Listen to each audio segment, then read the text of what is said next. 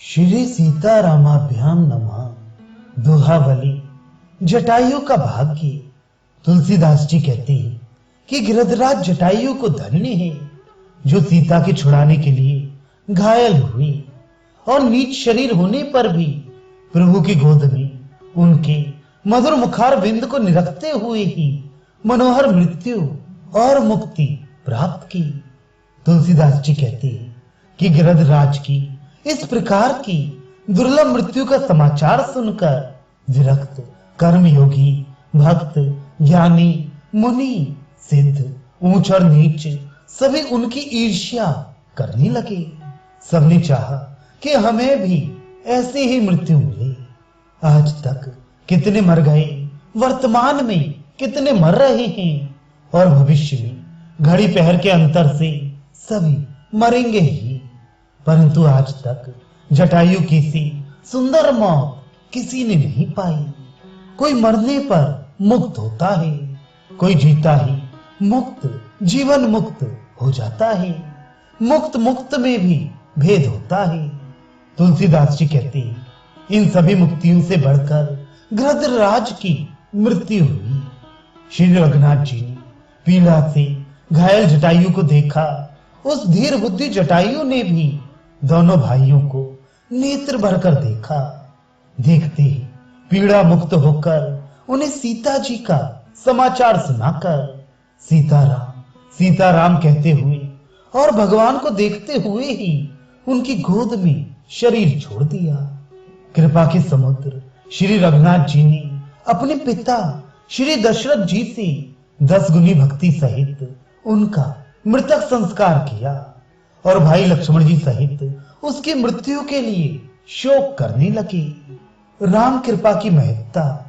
तुलसीदास जी कहते हैं कि श्री रघुनाथ जी की कृपा सब सुमंगलों की खान है। उस राम कृपा ने केवट राक्षस विभीषण पक्षी जटायु और पशुओं बंदर भालुओं आदि को भी सम्मान देकर साधु बना दिया। हनुमत स्मरण की महत्ता। श्री राम जी के दूत वायुपुत्र श्री हनुमान जी मनोहर मंगल और आनंद की मूर्ति हैं। उनका स्मरण करते ही समस्त सिद्धियां करतलगत सुलभ हो जाती हैं। धीर वीर श्री रघुवीर के प्यारे पवन कुमार श्री हनुमान जी का स्मरण करके चाहे जैसे दुर्लभ या सुलभ सब काम करो। निश्चय रखो कि उनकी सफलता तुम्हारे हाथ में ही रखी है। सुख आनंद और मंगल रूपी कुमुदनी के खिलाने के लिए चंद्रमा के सदृश और सुंदर गुण रूपी कमलों को विकसित करने के लिए सूर्य के समान श्री हनुमान जी का हृदय में ध्यान करके कार्य आरंभ करो, फिर सब शुभ और सिद्ध ही होगा। श्री हनुमान जी का हृदय में ध्यान करो और ये निश्चय समझ लो कि तुम्हारे सभी कार्य सिद्ध होंगे, दिन अच्छे आएंगे। सभी सद्गुण सुमंगल कीर्ति विजय और विमल विभूति की प्राप्ति होगी।